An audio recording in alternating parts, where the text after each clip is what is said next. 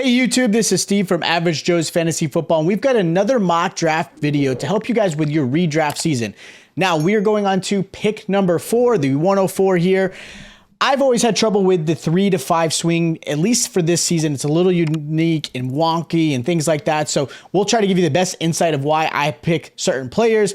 And again, this is 12-man full PPR or even half PPR if it is Superflex or tight end premium. Again, this draft will go differently. Of course, you can always ask down below. I've had some people asking where they should go, what players they are trying to grab, whether it be the swing or, again, their first round pick, because it is very vital hitting that first and second round pick to really have a successful season. So again, this is the 104. Let's jump right into it. All right, as you can see here, 104 is here. If you start to look at some of the presets, Jefferson's been number 1, McCaffrey number 2, and then 3 through 6 kind of varies every single time I've done these mock drafts. So who knows where it's going to be at this point. Again, we're going to get this started. I'll give you some insight. And again, if you have questions, let me know. So at the 104 spot here, I'm looking at potentially still the running back position.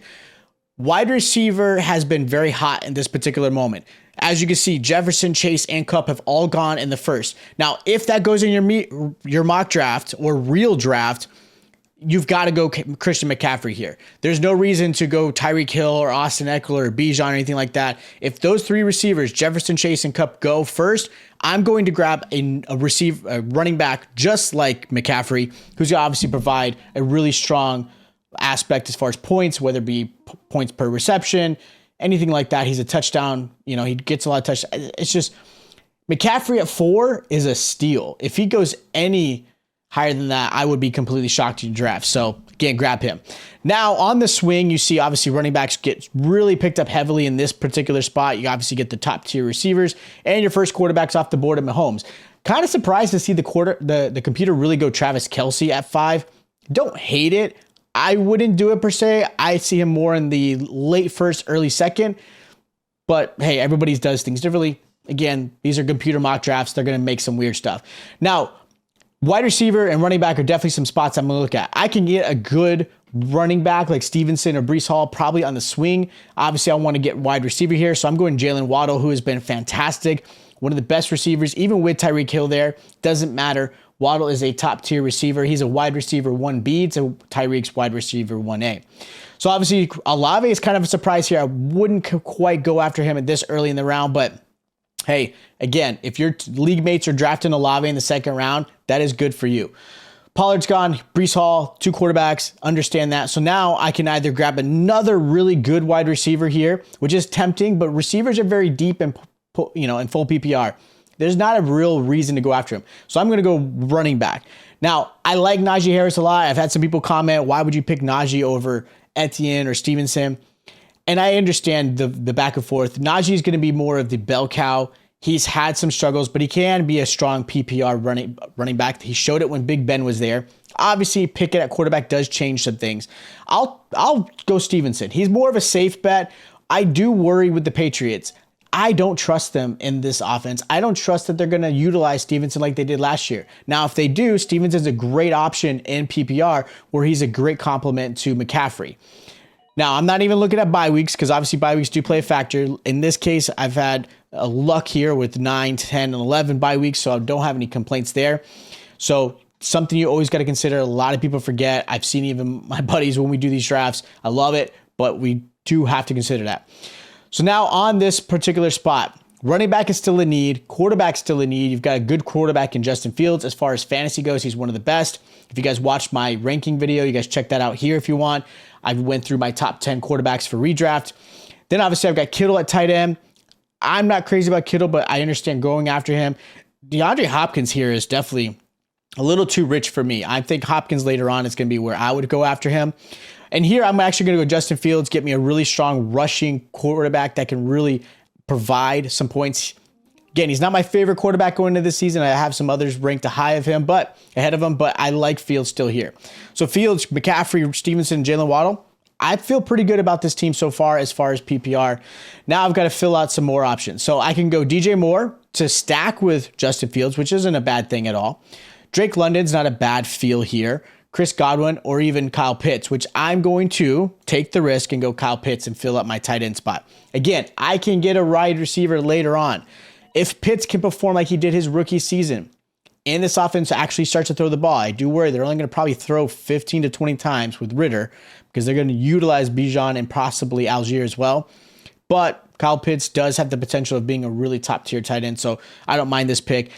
I wouldn't hate it if you went somewhere else and you went like Drake London, DJ Moore again, if you want the stack, something like that. But I'm going to take that Pitts right there. So got to fill some of receivers. I love Brandon Ayuk. I love Michael Pittman. I love Rachaad White here too at the flex spot because, again, that's a nice little option. I'm actually going to go Brandon Ayuk. I love what he was able to do for the 49ers. Great news just came in through training camp. Brock Purdy is expected without limitations. We'll see how that goes to start training camp and going to go into the season as the QB1 is the expectation. So, and when him at quarterback, Ayuk actually took advantage of it. Hopefully Debo does better this season to help Ayuk, but I like Ayuk there. Now I got to fill out the depth. I'm actually going to go and take the risk of going Javonte Williams. Obviously, there's concern with his injury. He's not going into pup into training camp, which is a good thing. So if everything goes the way it should, he should be playing week 1. That's his expectation. I wouldn't be surprised if they limit him in week 1, but I like Javonte Williams as a nice little flex because even though Perine is there, and I like Perine a lot, he's definitely one of my sleepers, Javonte Williams is a good asset and showed really good signs last season before his injury, and I think he could do that this year. So I've got pretty much my starting roster here. Now I've got to fill out the depth. You know me, I'm not going kicker. Don't do that. I don't need backup tight end yet. I could probably get a tight end later on. Now I've got to fill wide receivers and running backs to fill any of these bye weeks that I have, and of course, any possible injuries that could occur. So looking at this, when you start looking at some of this, I guess you would say ADP, I'm not crazy or in love with these options. The only one that I'm going to take a risk on is going to go Gabe Davis here. I know the hype train's kind of left that one from last season. He was definitely hyped up, and there were good reasons. I mean, there were signs of him being phenomenal, and then, of course, he disappeared a lot. I still believe in that offense. I think Gabe Davis is still a really good wide receiver, low wide receiver 2, high wide receiver 3, so I don't mind him as a backup. Now you see some other players like A-Chain. Who knows what's going to happen? Jamal Williams obviously was a touchdown stud last season, but you got Kamara, Kendra Miller. There's a lot going on back there in that backfield I'm a little worried about. And then Penny, if healthy, sure. But that's the biggest complaint with him. Unfortunately, he's been unable to stay on the field. So looking at this, I'm actually going to pair up. Normally I would pair up like Perine with my backup. Or excuse me, my starter. I'm actually not going to go that route at all. I'm actually going to go with Zay Flowers. I'm going to grab another wide receiver here because I like what Zay Flowers was able to do coming from college. I like the offense. I think realistically, Bateman will be the starter if he's healthy, but I think Zay Flowers ends up being the wide receiver 1 opposite of Odell. And if Bateman's healthy, he'll be in the slot. They might move Odell in the slot just because I think he'll be a good asset there, but I like Zay Flowers, so I don't mind mixing that up there. Now, obviously, you got to fill out. You've got players like Dalton Kincaid, who's a nice little backup option. Again, has a lot of potential. Cole Kmet. I'm actually going to go Elijah Mitchell to back up and handcuff to my boy Christian McCaffrey, because even then, Mitchell still had a really good season for being a backup. Let's just call it what it is. So I still like him. I got to handcuff him just in case, and that's something I'm going to consider there. So looking at here, I can go Algier because, again, Algier, if Bijan were to go down or if they really run this offense the way I think it's going to be, Algier will still be a very effective running back. If Bijan does get hurt, and hopefully he doesn't, Algier is obviously going into this season as a 1,000-yard back, and that's where he's going to be. So I'm going to go Tyler Algier here. I think he's going to be a really good option, and I liked him last season, and I think he'll still be a pretty good asset this season. So I've got 4 more spots here plus kicker. So in this aspect, I'm definitely going to get a backup tight end just in case, and I'm going to get a backup quarterback. I don't normally do that because you can pick up a lot of quarterbacks in waivers in a 1 QB league, but if it's something that's out there that I see, I'm going to go after it. Now, first thing I notice right away is I'm going to go and grab Sam Laporta. He's got a lot of skill set that I think is going to happen very successfully and fast in the Detroit Lions offense. On top of that, he's looked really good so far in training camp. So I don't mind, again, Laporta being my backup and filling in that 1 week or 2, depending on matchups. So looking at these, you've got Michael Mayer, another good backup here. You see a lot of the good kickers here, which is nothing wrong with that. Looking at some of your running backs you got Raheem Mostert. You got Chase Brown as a backup to Mixon. Even Tajay Spears, depending on what happens with Henry, because obviously there's the whole legal aspect with Haskins. So these are okay backups. I'm not crazy about it, and I actually like who I've got here. Now looking at wide receiver, there's some things to be desired. Nico Collins, I don't mind, but again, I'm not expecting much out of him. DJ Chark, I actually think will be pretty good this season, so he's a nice little pickup here. Because if you're looking at quarterback here, Derek Carr's a really good backup. I think I could still get him a little bit later. Even Pickett, Stroud, even Stafford being here so late. So you could possibly go and I'm gonna skip them. I'm actually gonna go and grab DJ Chark here and hopefully grab a quarterback on the swing around to kind of fill out the rest of this roster here.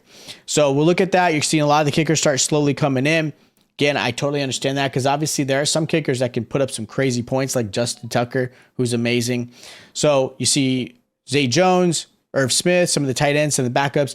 So now that it's my turn, I'm actually going to look at quarterback, and I'm going to go and risk it with the biscuit and grab Matthew Stafford. If he can stay healthy, I know his elbow is a concern, but if he stays healthy, yeah, he could be a top 10 fantasy quarterback as my backup opposite of Justin Fields. So I'm okay with grabbing that. I like the way that is. Now I've got one more spot to fill, and then I'm going to grab kicker. And you know me, I grab kicker last if you guys have watched these videos. So looking at what I've got here, I've got Rashid Shaheed. Always mess that name up. You've got Tajay Spears again if you're trying to fill maybe for Henry. Looking at what I've got as far as some of the backup options, there's not a whole lot I'm super crazy about, but I'm actually going to go Paris Campbell. I like what he's able to do. I'm kind of curious and interested in what he's going to do with the New York Giants, even though there's a lot to be desired in that passing game, but I'm going to go Paris Campbell there. And now, obviously, filling the last spot, which is going to be my kicker. Got to grab a good kicker in an offense that can either go down the field or it can score. And McManus is a nice little option here for Jacksonville because, again, they are going to score and they are going to go down the field. So I like that. So that is my mock draft for the 104 spot. If you guys have questions, if you're in that spot and maybe saw something that you probably would have done differently, or maybe you're in other spots, you just happen to fall in this video and you have questions of your draft, again, hit us some of the comments down below. We appreciate any feedback you guys have. I have no problem you guys saying my team is trash or anything like that. This is mock. We're trying to see where things are falling. Get an idea. This is a good practice. You guys should also be doing it to get you guys ready for most of your drafts probably in August. If you guys are in Dynasty content, make sure you check out those videos as well. If you guys are new to the channel and you guys enjoyed what you saw, make sure you hit that subscribe button. We're having an amazing time out in this community, so thank you guys so much. Also hit that like button. Again, subscribe, like, and I'll check you guys out next time.